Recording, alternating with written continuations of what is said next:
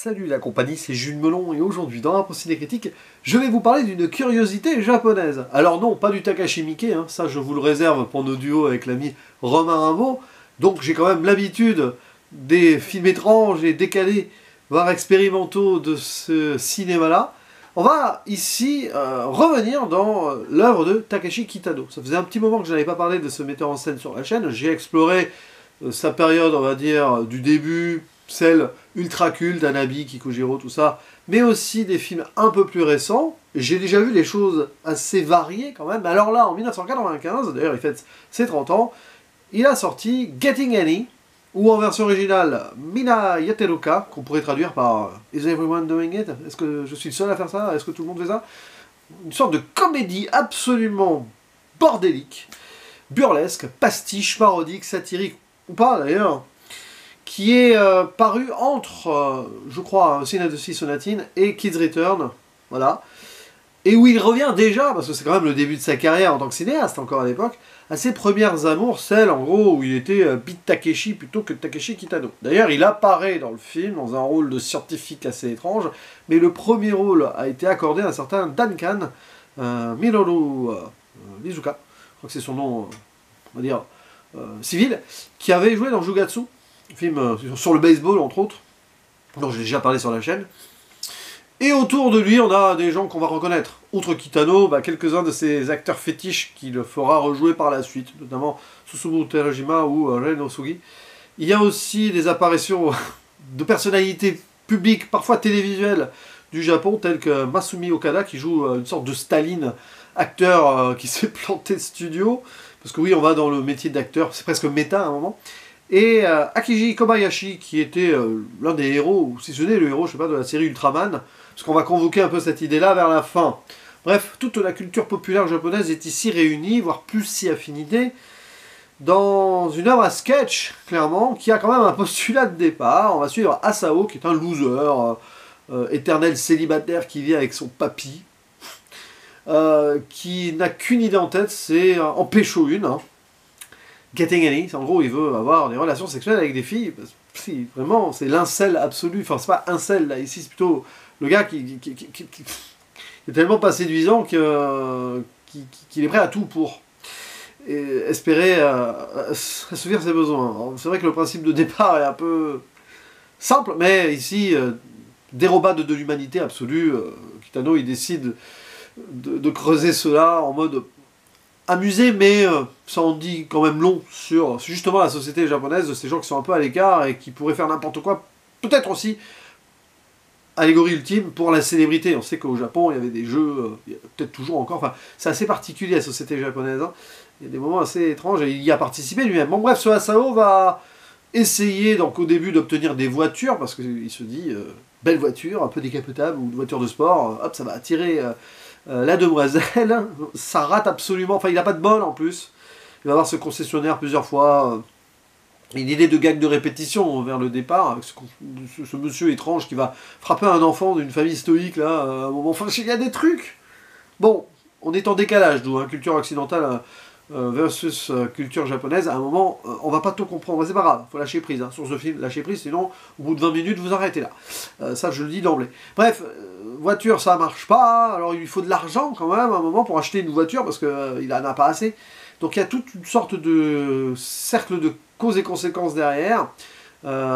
Qui dit argent dit braquer une banque, mais c'est pas facile si on n'a pas une arme, donc il faut qu'il réussisse à avoir une arme, c'est compliqué, il s'échafaude des plans comme ça, on voit ses fantasmes, hein, clairement, et on rentre complètement dans sa folie, hein, à un moment, on ne sait plus si ce qui va vivre est vrai ou si c'est dans sa tête.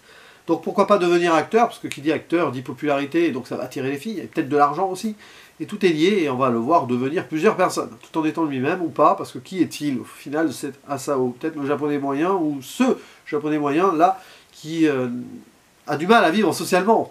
C'est aussi ça. Et Asao, donc, va traverser la culture japonaise populaire, puisqu'en étant plus ou moins acteur, il va jouer Zatoichi, et c'est très amusant parce que Kitano fera un film Zatoichi 8 ans après, je crois. J'en ai déjà parlé sur la chaîne, de Zatoichi de Kitano. Peut-être que c'est là qu'il s'est dit, tiens, un jour, j'aimerais bien le faire, ce film. Voilà. Donc, époque des samouraïs, il va devenir Yakuza. Donc, vous avez évidemment du Kitano dans le Kitano, mais c'est du Kitano en version très humoriste. Et il va aussi donc vivre des expériences scientifiques étranges ou devenir invisible, voire se transformer en mouche, homme-mouche. Vous voyez la référence. Parce que oui, il y a des références au-delà du cinéma japonais là. Et c'est le bazar, mais le bazar absolu. Alors c'est un film, il faut vraiment, voilà, faut le prendre frontalement et très vite là, se dire que c'est pas grave, il y a des trucs que je vais complètement zapper, parce que c'est pénible. Mais alors il y a des moments qui sont extraordinaires. C'est un peu le style du film, c'est que donner un avis dessus, ça n'a aucun sens. D'ailleurs, le film n'en a pas trop non plus. Et Kitano lui-même, c'est totalement réservé le droit et l'envie d'en parler plus que cela. Il en a très peu parlé. Il n'a pas voulu donner trop d'interprétations. Il a même dégoupillé certaines idées, comme quoi ça serait une critique de la société japonaise. Pas vraiment, en fait. Pour lui, c'est ce retour aux sources-là, cette idée de prendre un moment de récréation, avant justement d'entamer une carrière beaucoup plus sombre sur le papier. Alors déjà Sonati de Sina de Si, peut-être, c'était plus sérieux, mais il y avait quand même ce côté comique, hein, si on regarde un peu. Après il va faire Kids Return, qui est beaucoup plus dur. Puis un ami, puis évidemment Tété de Kikujiro. Donc là c'est comme s'il se préparait en s'amagasinant beaucoup de bonne humeur à ce qu'il ferait après. Bon. Et ouais, donc c'est un film très bancal, ça c'est sûr. C'est peut-être même en soi, intrinsèquement, le moins bon Kitano que j'ai vu. Vraiment, c'est évident. Mais il y a des trucs qui vont me rester en tête. Ça va tellement loin dans l'idée de pousser les potards à fond que... Alors, nous, notre humour étant différent de celui des Japonais, il y a des trucs qui vont nous paraître lourds, mais ouvrez-vous à la culture différente. Et j'ai un peu de chance d'avoir vu beaucoup de films japonais, donc je vois certaines idées. Bon, les références, ça c'est sûr, hein, j'en ai parlé, films de samouraï, films de yakuza, bien sûr. L'idée aussi, le rapprochement à la scatologie, c'est très très caca à un moment, hein, plusieurs fois, y compris à la fin, évidemment. Je ferai une très mini zone spoiler pour la toute fin, parce que bon, elle mérite quand même d'être découverte, mais pourquoi pas. Mais c'est quelque chose qui est très propre à la ruralité aussi du Japon, c'est de l'humour qui revient souvent chez le peuple, dans le peuple, on va dire. Et Kitano est un homme du peuple aussi. Donc c'est un humour qui peut paraître beauf, tout ça, avec un personnage de base très très beauf, mais il essaye de s'accorder un petit peu à sa population et à ses racines. Alors oui, c'est sûr que le rapport aux femmes, là on dit dans le film, c'est très compliqué, mais n'y voyez pas un message sexiste ou autre, c'est juste dans l'idée de montrer une certaine forme de société, des gens qui sont prêts à tout pour pas grand chose, au final, enfin, même des choses qui sont pas terribles en soi, vous voyez, enfin, c'est très... c'est des bas instincts de l'humanité, d'où le rapport aussi à la scatologie, on va descendre jusqu'au plus bas. Et ce rapport de film à sketch et tout, bien sûr, ça peut vous rappeler des films à la Zaz. Hein. C'est pas tout à fait la même approche, il y a peut-être une base. Je ne sais pas si Kitano aimait ce genre de film-là. Moi, j'ai pensé à La Cité de la Peur, mais très différemment. Au début, vous avez une blague de voix doublée, voix off qui n'est pas la bonne. Enfin, il y a un truc comme ça au tout début, c'est le tout début du film. Puis à la fin, moi j'ai pensé à un truc par rapport à La Cité de la Peur, et je le dirai en zone spoiler. Mais alors, c'est tiré par les cheveux. La Cité de la Peur étant sortie l'année d'avant, déjà d'une, je doute que Kitano l'ait vu avant de faire ce film, donc c'est un hasard, mais peut-être que c'est des bases communes sur du slapstick, zaz, ou autre truc de ce genre-là. Et bon, le personnage principal il est brillant, hein, l'acteur Duncan, pour faire ces pitreries-là. Et on va le voir suivre ce cheminement, obsession avec l'avion aussi, parce que dans les avions, il y aurait des hôtesses qui offriraient leur service, c'est-à-dire que des filles offriraient leur service un peu à... c'est une vision qu'il a. Mais voilà, c'est pour ça que je refuse d'imaginer une misogynie ou du sexisme, en tout cas de Kitano, c'est qu'il s'est plongé dans un personnage qui, lui, oui, a une vision très restrictive, et donc, comme il est paumé dans sa situation, et qu'il a des envies qu'il ne peut assouvir, et qu'il a une frustration ultime, ouais, il va devenir clairement ce qu'il est, et son rapport aux femmes est complètement biaisé. Voilà. Comme il est en décalage, il faut y voir aussi un message là, c'est non, on ne traite pas les femmes comme ça en vrai, et bien évidemment, c'est ce que voulait dire Kitano aussi, je pense là, parce que son personnage est complètement en dehors de toute réalité. Donc, bon, évidemment, après, tout ce qui peut se passer, ça peut être un peu pénible à voir. Mais bon, retournement à un moment, par exemple, dans un avion privé, là où il voulait l'imaginer pas être, c'est pas une femme qui va lui offrir ses services, c'est une sorte de commandant de bord là, qui va faire une danse du mambo. Ça, c'est tordant. Voilà. Ça, c'est un truc tordant. Comme quand Asao se fait recruter en tant qu'acteur, il va faire une sorte de sketch avec les aisselles. Là. Ça, c'est purement japonais. c'est un peu du théâtre comique, de toute façon ça vient aussi du théâtre, il y a des moments de théâtre, il y a des reconstitutions qui font théâtre, de tournage de Zatoichi, c'est génial, c'est la scène où il doit jouer le guerrier aveugle, là. Sauf qu'il n'est pas vraiment aveugle, alors après il lui demande de fermer les yeux, mais il va prendre la louche à fumier, il va balancer à tout le monde, ah c'est pipi caca popo, mais bon, Takashi Miike, hein, parce que j'en parlais en intro, l'a fait aussi, hein, la scatologie chez Miike, c'est particulièrement reconnu, donc quand on veut choquer un peu, on revient à ces racines-là, qui parlent beaucoup plus le japonais qu'à nous, j'imagine. Et voilà, et puis bon, bah, l'homme mouche, évidemment, c'est Cronenberg. Mais il y a d'autres références à Hollywood, puisque dès qu'on rentre dans ce côté scientifique, alors, des références japonaises, hein, j'y reviendrai après, mais il y a aussi Ghostbusters, il y a même la musique, c'est Joe Hisaishi qui est derrière, et il va faire une parodie de Ghostbusters, y compris dans la compo, et ils ont le costume. Quand ils vont chasser l'homme invisible, parce qu'il en profite, Asao, il est plus là pour les expériences.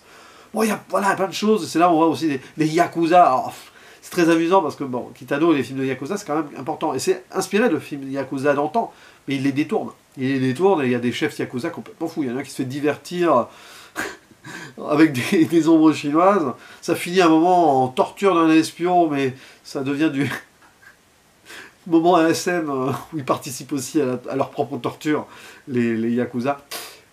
Et il y a aussi une scène extraordinaire, une scène là aussi dans une sorte de parking garage, entrepôt, là, très yakuzesque, hein, où il y a un boss qui se la pète en coupant les trucs, une mouche en deux, tiens, ça annonce ce qu'il y a après, mais même les atomes et les molécules, pouf, l'infiniment petit peut être coupé en deux. Ça n'a aucun sens. Derrière, il se fait couper très vite et c'est tranché dans le vif. Non,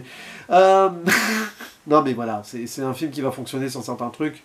Mais évidemment, en tant qu'œuvre globale, on sent même les limites quand même. Dans ce style parodique-là, il y a eu beaucoup, beaucoup mieux. Mais je pense que Kitano n'a pas voulu se prendre la tête. Et pourtant, ça fait partie d'un de ses films dont il est le plus fier. Et parce que c'est son humour, c'est lui. Il s'est amusé, et je pense que tout le monde, tous ceux qui ont participé dans le film, se sont amusés. Voilà, peu ou prou, de toute façon, passion rapide ou non, c'est évident. Il y a même des acteurs que j'ai reconnus, et j'ai plus les noms en tête, que j'ai peut-être vu chez Mickey aussi, parce qu'ils se partageaient souvent les mêmes comédiens.